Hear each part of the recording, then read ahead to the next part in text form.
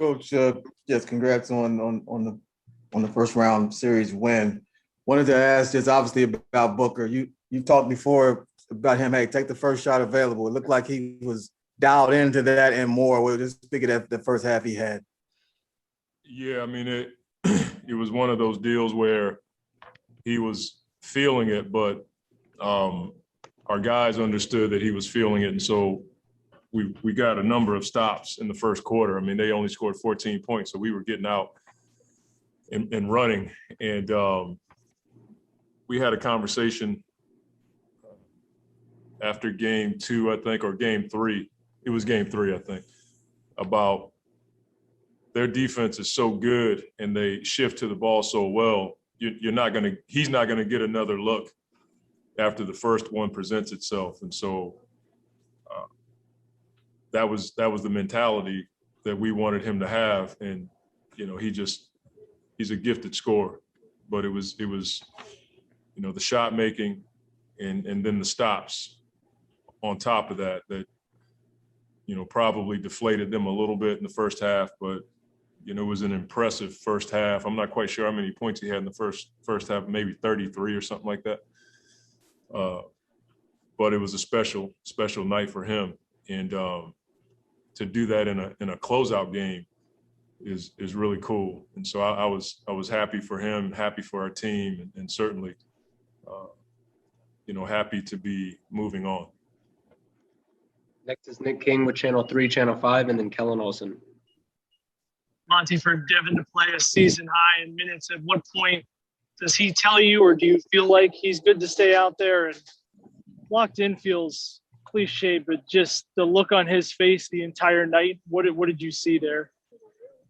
I wasn't really locked into the look on his face, but in the second half, especially when they went small, I didn't want to take any chances taking him off the floor. One, he draws a double team, and 2, he was getting to the paint. But he, you know, players like Book have a determination about him. And I've said this about him a number of times. He doesn't run from the moment. And in this particular case, the moment was the whole game. You know, they had a 35-point third quarter, and so they made a run. And so I didn't want to sit him in the fourth in case their momentum continued. Next is Kellen Olson with Arizona Sports, and then Cameron Cox. Hey, Monty, what was your message to the team at halftime and then in between the third and the fourth quarter as the Lakers continued to make up ground that you guys were eventually able to hold off still? The thing that was hurting us was our transition defense. We had a few dead balls where they beat us down the floor, and that was, you know, something that should never happen against our team, and our guys knew it. I asked them at halftime, you know, what was their input, and one of the things they said was transition defense. And so that was the focus. You know, if we don't score, like, we got to get back. And, you know, the Lakers threw everything, every defense you can imagine. I mean, they went 2 different types of zones. They trapped us a little bit. They switched. And so they caused some havoc in that regard. But the transition defense was what we talked about at halftime and in between the quarter breaks. Next is Cameron Cox with 12 News, followed by Anthony Slater. Hey, Monty, congrats on the win. Can you just describe this moment for you and this team, and to see your vision kind of, you know, come to fruition is that you talked about when you first got here, to do it in this way against the Lakers and to move on to the next round? I know the job's not done, but what are the emotions right now, and how big is this for this team? I mean, you do feel a level of excitement because you know, winning in the NBA is really hard, you know, as it relates to one game. But to win a series, you have to, you know, enjoy that.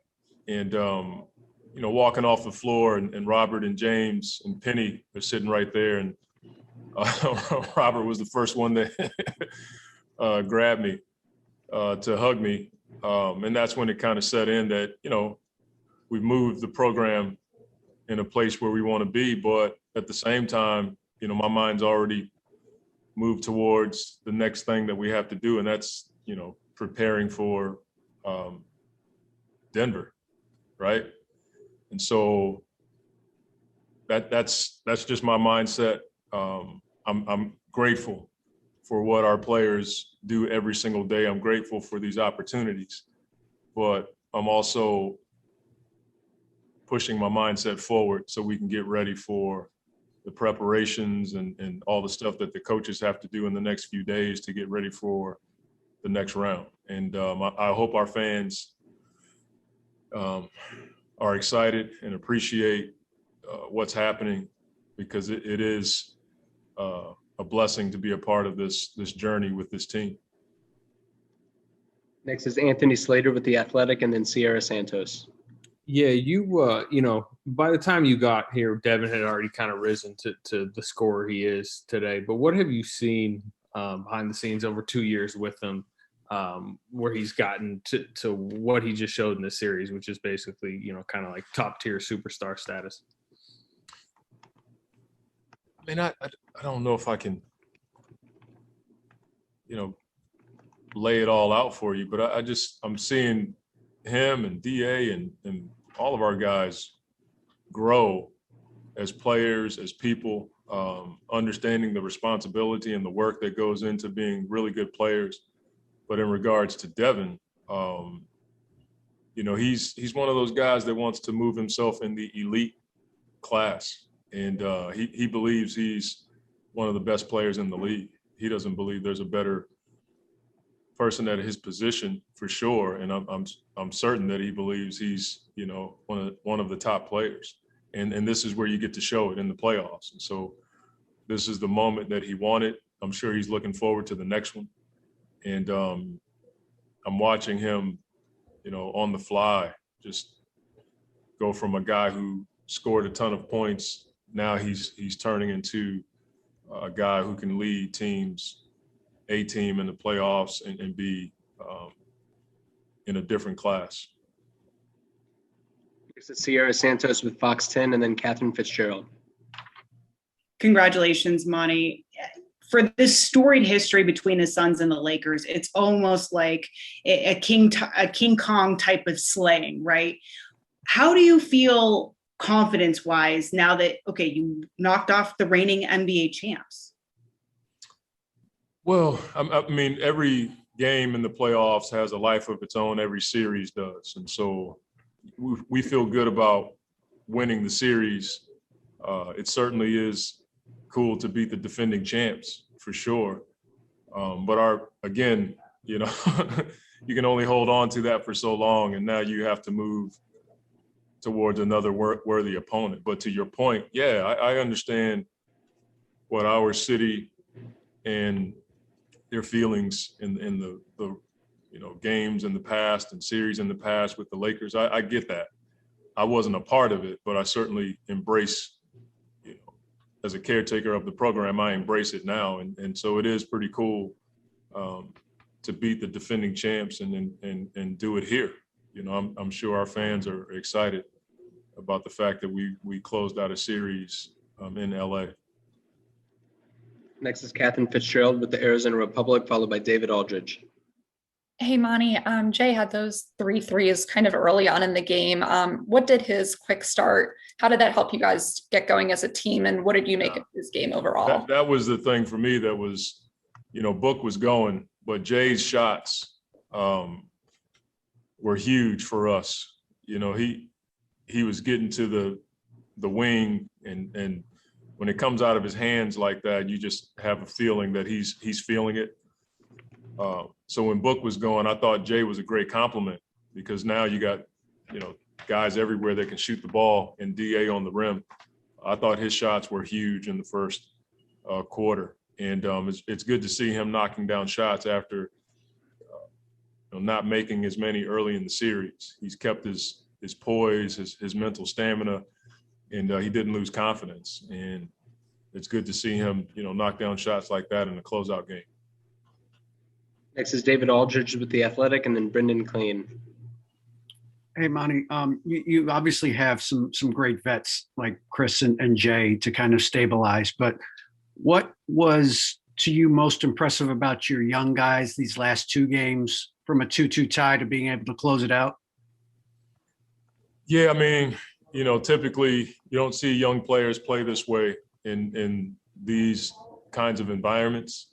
So it says a lot about their character, integrity, but it also, speaks to the season we've had. I mean, we've had a lot of close games against really good teams, on the road, at home. I mean, the Milwaukee game up there was one of those games that was like a playoff game.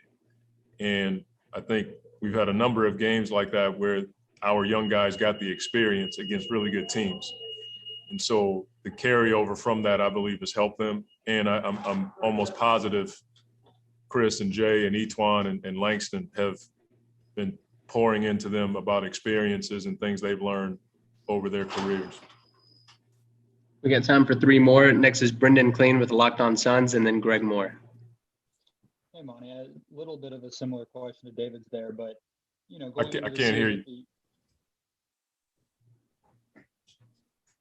Can you hear me now? Can't hear you, Brendan. Better? Yeah, there you go. Better? Sorry about that. I was saying similar question to David's a little bit there, but just with the way that you guys knew you were going to have to get up to compete with this team and the experience that they had, what are you most, or I guess what attributed most, what are you most proud of about the readiness every single night? I mean, going down 2-1, going on the road, winning the games the types of ways that you did. Yeah, I mean, just that. Like, we've talked about being a relentless, resilient team all season long. I don't think we would have been able to overcome that kind of deficit if we didn't have vets around.